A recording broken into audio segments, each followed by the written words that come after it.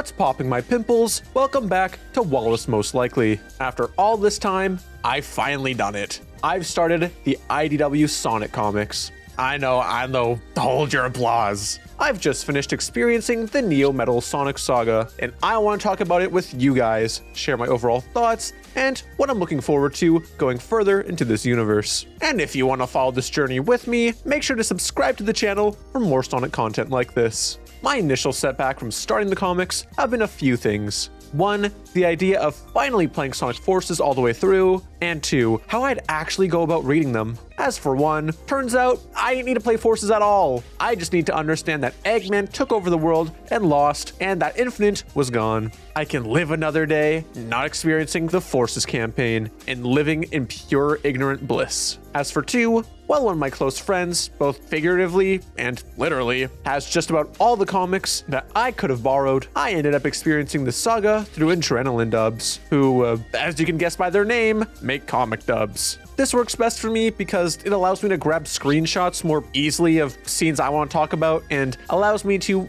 just immerse myself a little better. With that said, my overall thoughts before going a little more in depth, I love these comics already. I think this saga acts as a great introduction to Sonic and his universe, and it allows a lot of the main cast to shine in ways they haven't in so long.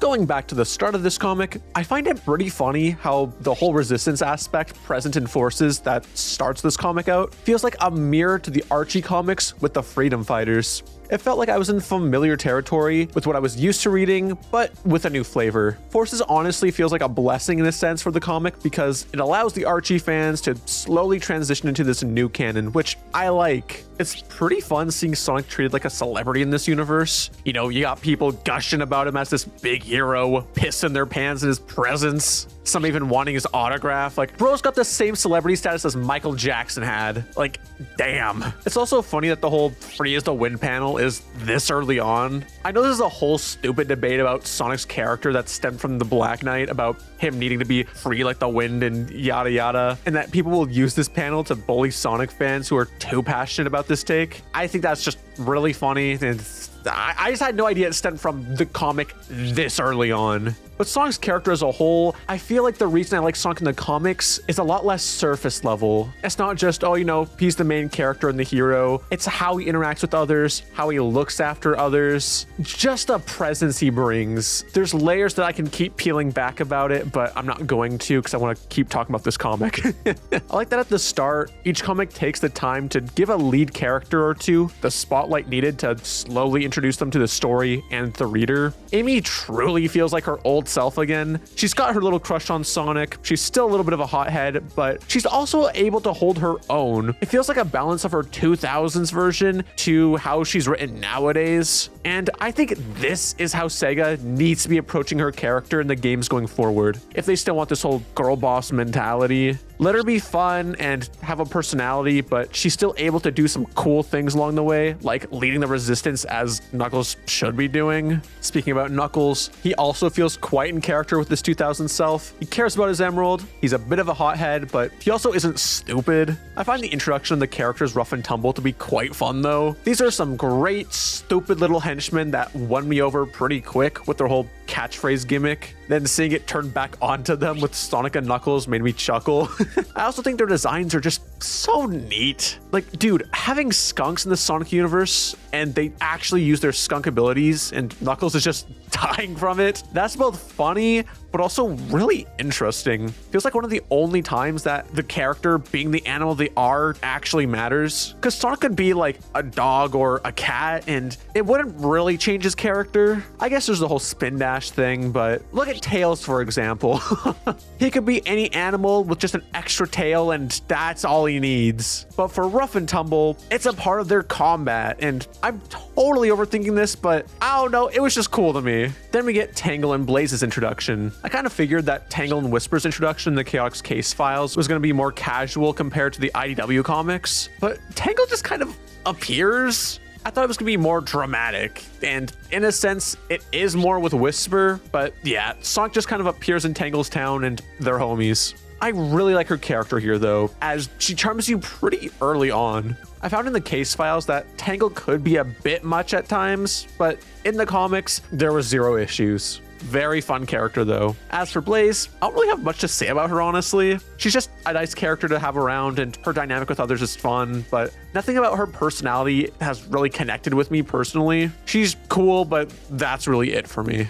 The twist around Dr. Eggman being Mr. Tinker added for a really interesting look into Eggman's character if he wasn't evil, but instead was more kind-hearted. He's really cute, and he was pretty quickly becoming my favorite character in the comic. Just a sweet, innocent little inventor. The constant, is he acting or is he not, that the writers play with made for some really interesting moments. Like the mention of Eggman Land, for example, and with it just being more of a children's park than the actual Eggman Land, but how that makes everyone react around him. I think the only characters I wasn't crazy about in this comic, at least thus far, would be Shadow and Rouge. Rouge is more just a little stinker, but still feels in character, I'd say. But Shadow, on the other hand, just feels so angry. I know that this has been a pretty common complaint that I've just heard in passing with the comics, but so far, it isn't unbearable or anything. It's just something I notice and I'm like, I'm not crazy about it, but it's fine. We also have the introduction of Whisper with Silver. You know, I talk about characters a lot. That's what I'm drawn to with Sonic the most, as opposed to, I guess, overall stories. I like the characters a lot. Anyways, Whisper being seen as this guardian angel that Silver's obsessed with is also really cute. I find just how shy and introverted she is and how Sonic kind of navigates that type of relationship really fascinating.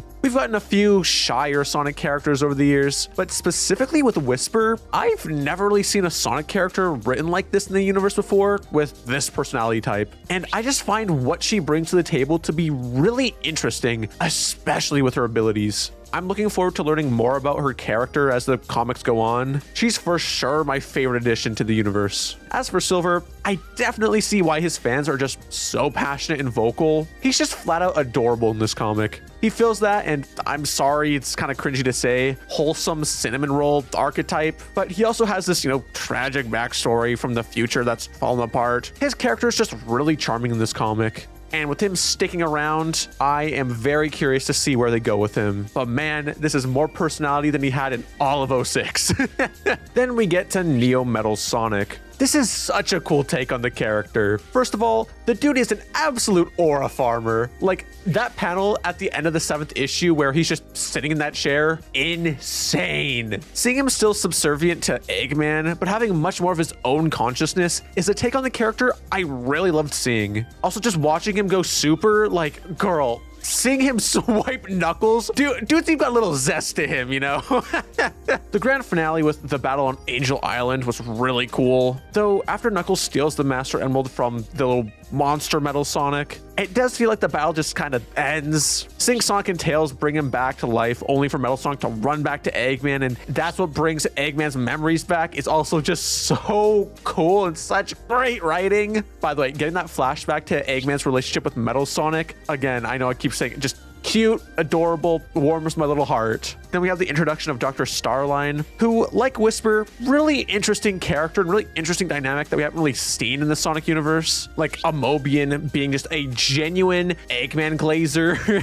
and not out of fear too, like just out of pure, genuine admiration. That's interesting. I look forward to learning more about him and his motives and all of that. I realized I didn't really talk about Tails' character much in this either. His dynamic with Sonic is very sweet. They have a lot of wholesome little moments that I enjoyed. In fact, there are a lot of really fun interactions between characters in this. My favorite probably being Sonic talking with Espio about how the Chaotix are the best detectives he knows, only for Espio to correct him that they're the only detectives he knows. Just little things like that make me love these characters more and more. This was just a really fun story to experience. The writers do a really great job at capturing what makes this universe special and who these characters are, especially with the limits they're under with Sega. One little random thing to note, but at the start, the art style changing in every comic was kind of throwing me off. I know this isn't anything new in comics, but in this case, each artist's approach and just style felt very different from the other. So I was kind of like,